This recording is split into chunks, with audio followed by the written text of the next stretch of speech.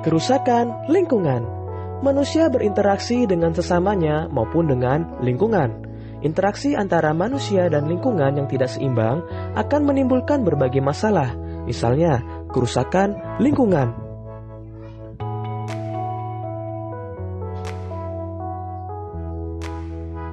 Berikut beberapa contoh kegiatan manusia yang menyebabkan kerusakan lingkungan.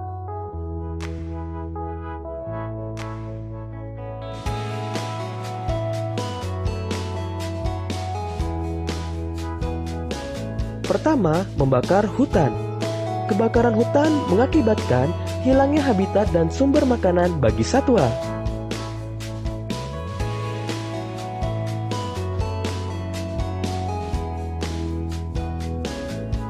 Kedua, menggunakan bom dan pukat harimau untuk menangkap ikan di laut.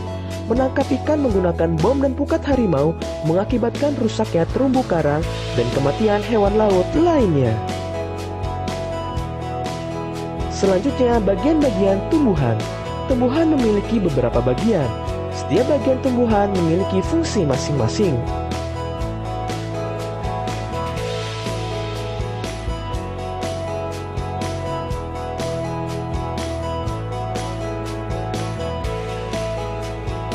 Pertama, akar. Bagian tumbuhan yang tertanam dalam tanah atau beberapa ada di atas permukaan tanah.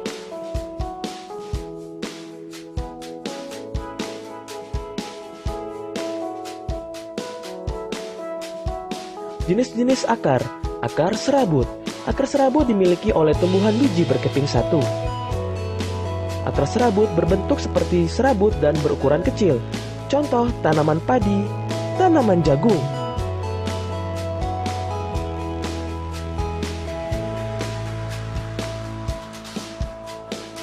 Akar tunggang. Akar tunggang dimiliki oleh tumbuhan biji berkeping dua. Akar tunggang terdiri atas satu akar besar dan akar-akar lain merupakan cabang dari akar utama atau akar besar tersebut. Contoh tanaman mangga, tanaman jagung. Bentuk akar lain pada tumbuhan tertentu. Akar gantung atau akar udara berfungsi untuk mengambil uap air dari udara. Contoh pohon beringin. Akar napas berfungsi untuk bernapas dan mengeluarkan zat tertentu seperti garam. Contoh pohon bakau jenis api-api.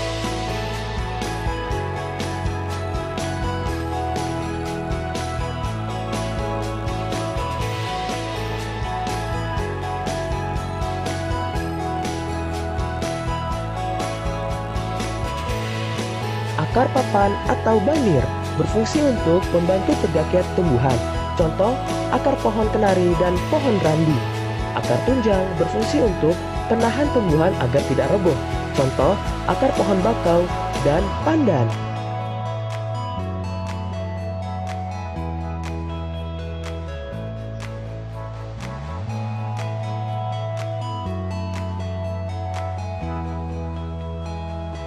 Secara umum fungsi akar, pertama, menyerap air dan zat hara dari dalam tanah.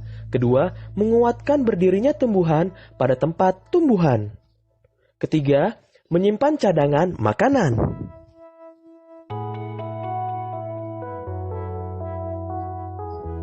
Kedua, batang. Bagian tumbuhan yang berada di atas tanah.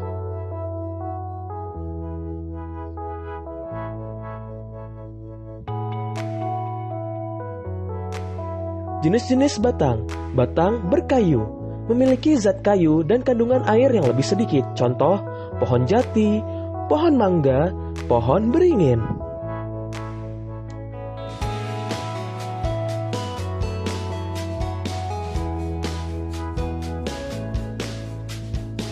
Batang basah dan berongga. Bertekstur lunak karena mengandung lebih banyak air dan udara. Contoh, bayam, pohon kacang, jagung, bambu.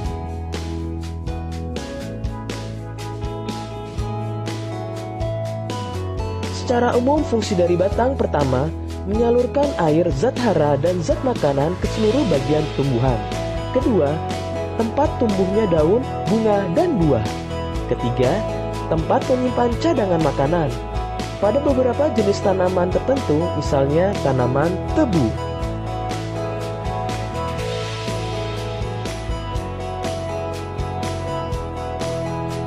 Ketiga, daun. Bagian tumbuhan yang berbentuk lembaran dan tumbuh pada cabang-cabang batang.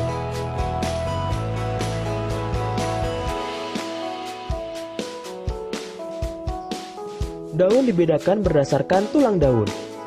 Tulang daun menyirip, tulang daun menjari, tulang daun melengkung, dan tulang daun sejajar.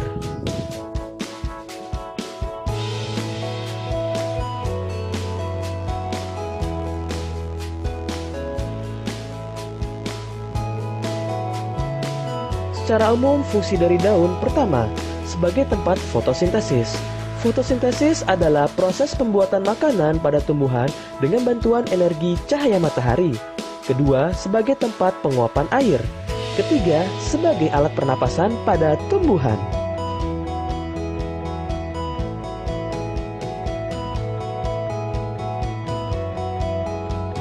Keempat, bunga. Bagian-bagian bunga. A. Tangkai bunga, menahan bunga agar tidak mudah terbawa angin. B. Kelopak, melindungi bunga sebelum mekar. C. Mahkota, menarik perhatian polinator. D. Benang sari, alat reproduksi jantan. E. Putik, alat reproduksi betina.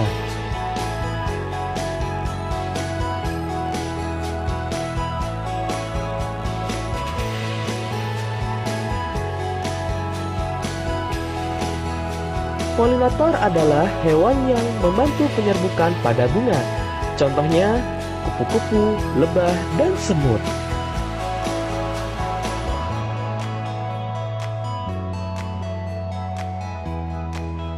Kelima, buah dan biji. Buah terdiri atas daging buah, biji, dan kulit buah. Buah merupakan bagian tumbuhan hasil dari perkembangan bunga. Putik yang telah diserbuki oleh serbuk sari akan berubah menjadi biji. Biji ini nantinya akan ditutupi oleh daging buah. Ayo sebutkan kembali bagian-bagian tumbuhan dan fungsinya.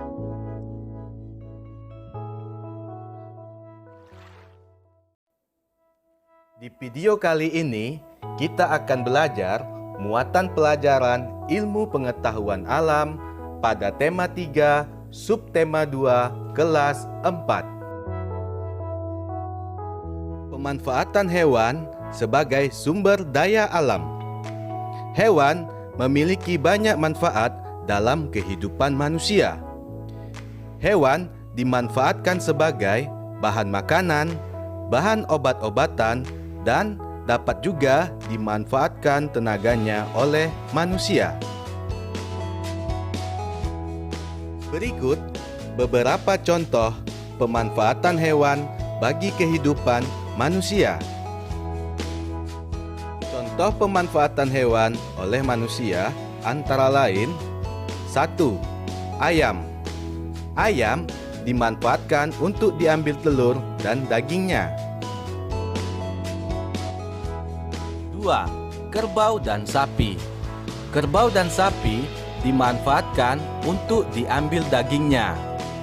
Tenaga kerbau dan sapi dapat dimanfaatkan untuk membajak sawah.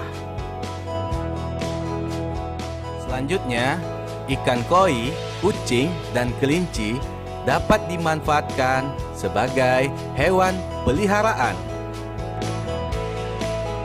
Hewan juga berperan dalam menjaga keseimbangan alam. Ular memakan tikus, sehingga jumlah tikus di sawah tidak berlebihan.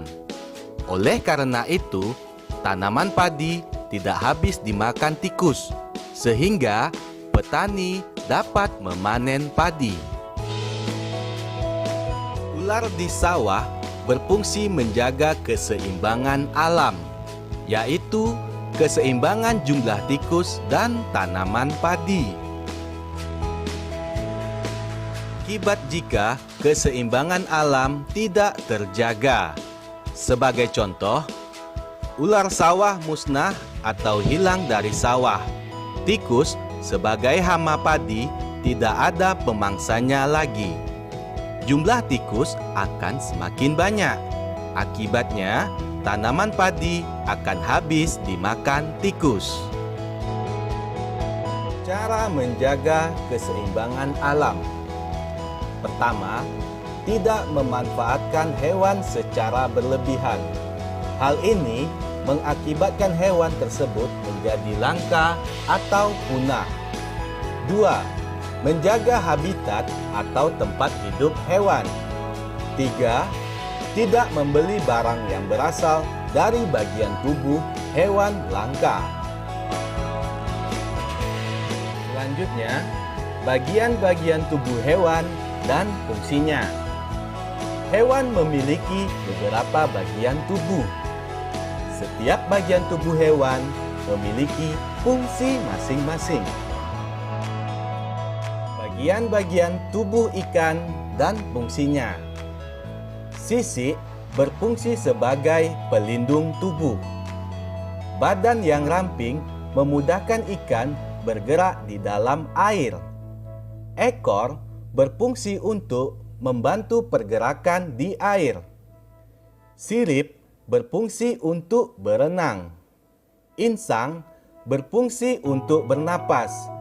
Mata berfungsi untuk melihat lingkungan sekitar. Selanjutnya, bagian-bagian tubuh kucing dan fungsinya. Telinga berfungsi untuk mendengar. Mata untuk melihat. Hidung untuk mencium bau. Rambut berguna untuk menutupi tubuh. Misai berguna untuk mengetahui keadaan sekitar. Kaki sebagai alat gerak. Ekor berguna untuk keseimbangan. Selanjutnya, bagian-bagian tubuh katak dan fungsinya. Mata untuk melihat. Lubang hidung untuk membaui. Mulut untuk makan. Badan untuk melindungi tubuh bagian dalam. Kaki berfungsi untuk melompat. Berikutnya, bagian-bagian tubuh burung dan fungsinya. Paruh berfungsi untuk mengambil makanan. Mata berfungsi untuk melihat. Sayap berfungsi untuk terbang. Badan berfungsi untuk melindungi tubuh bagian dalam. Cakar berfungsi untuk mencengkram mangsa dan bertengger di dahan pohon. Ekor berfungsi untuk mengatur pergerakan saat terbang. Selanjutnya, bagian tubuh laba-laba dan fungsinya. Mulut berfungsi untuk menghisap cairan dalam tubuh mangsa. Pedipalpus berfungsi untuk memegang mangsa atau makanan. Mata berfungsi untuk melihat. Kaki berfungsi untuk berjalan. Selanjutnya, bagian tubuh kumbang dan fungsinya. Antena berfungsi untuk mendeteksi keberadaan musuh. Mata berfungsi untuk melihat. Kaki berfungsi untuk berjalan. Sayap berfungsi untuk terbang. Ayo, sebutkan kembali bagian-bagian tubuh hewan dan fungsinya.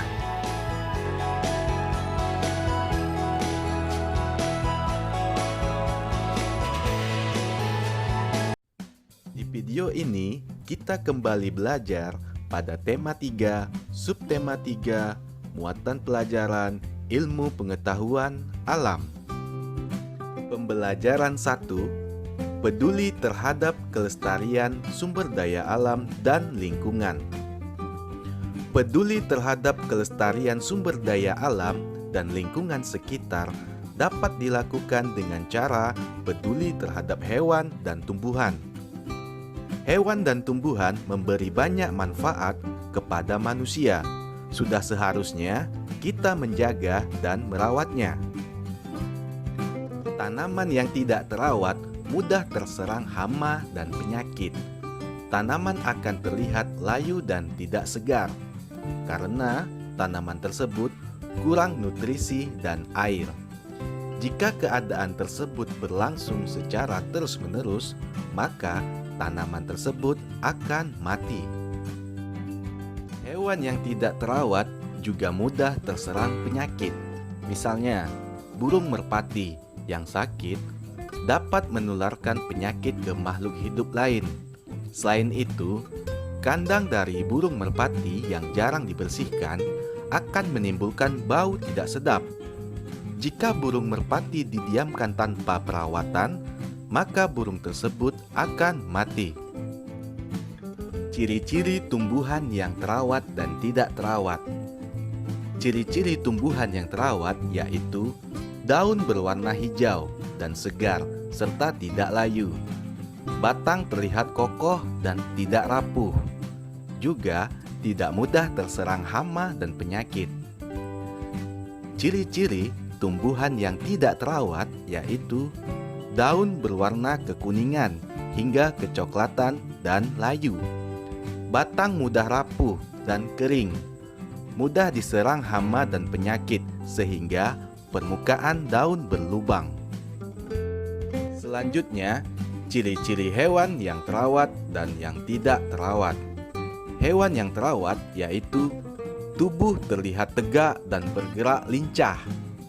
Bulu atau rambut terlihat bersih dan mengilat. Jika dipegang dan diusap tidak mudah rontok. Mata terlihat jernih, terang, dan tidak keruh. Sedangkan untuk hewan yang tidak terawat mempunyai ciri-ciri tubuh cenderung lemas, lunglai, dan tidak bertenaga. Bulu atau rambut terlihat kotor, kusam, dan rontok. Mata berair atau bernanah sehingga terlihat keruh, bahkan tidak bisa melihat. Berikutnya, kita masuk ke pembelajaran 3. Pentingnya penghijauan sebagai upaya pelestarian sumber daya alam. Pelestarian sumber daya alam dapat dilakukan dengan melakukan penghijauan di sekitar kita. Penghijauan bertujuan untuk menjaga lingkungan dari kerusakan. Perbuatan membenahi atau memperbaiki tanah bekas galian pertambangan atau memupuk tanah untuk mengembalikan kesuburan tanah.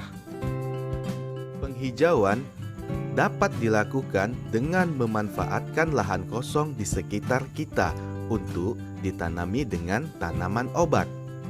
Tanaman obat keluarga adalah tanaman hasil budidaya rumah yang berkhasiat sebagai obat. Tanaman obat keluarga biasanya ditanam di halaman rumah, kebun, atau ladang yang tidak terlalu luas. Manfaat tanaman obat keluarga adalah memenuhi keperluan keluarga akan obat-obatan sederhana dengan mudah dan praktis. Selanjutnya, contoh manfaat tanaman obat. 1. Temulawak. Temulawak dapat meningkatkan daya tahan tubuh, mengobati sakit kuning, diare, mah, perut kembung, pegal-pegal, dan menurunkan kadar lemak darah serta mencegah penggumpalan darah. Tanaman obat yang kedua yaitu daun sirih. Daun sirih dapat mengobati batuk dan sebagai antiseptik atau membunuh kuman. Daun sirih juga berfungsi untuk mengobati mimisan. Selain untuk mimisan, juga dapat sebagai obat kumur. Yang ketiga, daun seledri. Daun seledri biasanya digunakan untuk menurunkan tekanan darah. Tanaman obat yang keempat yaitu jeruk nipis. Jeruk nipis dapat mengatasi suara serak, batuk, dan bau badan. menambah nafsu makan, mencegah rambut rontok dan ketombe, serta jeruk nipis juga dapat mengobati flu dan demam. Yang kelima, kunyit. Kunyit dapat digunakan sebagai ramuan jamu, menghilangkan gatal, pencegah kanker, serta kunyit dapat menurunkan kadar lemak darah atau kolesterol. Selanjutnya, cara mencintai tumbuhan dan hewan. Pertama, tidak melukai hewan yang hidup di lingkungan sekitar. Kedua, memberi makan hewan peliharaan. Tiga, menanam lebih banyak tumbuhan di lingkungan sekitar, misalnya di perkarangan. 4. Menyiram tanaman, memberi pupuk, dan membersihkan tanaman pengganggu secara rutin. 5. Tidak merusak tanaman, misalnya dengan menebang pohon sembarangan atau menginjak tanaman.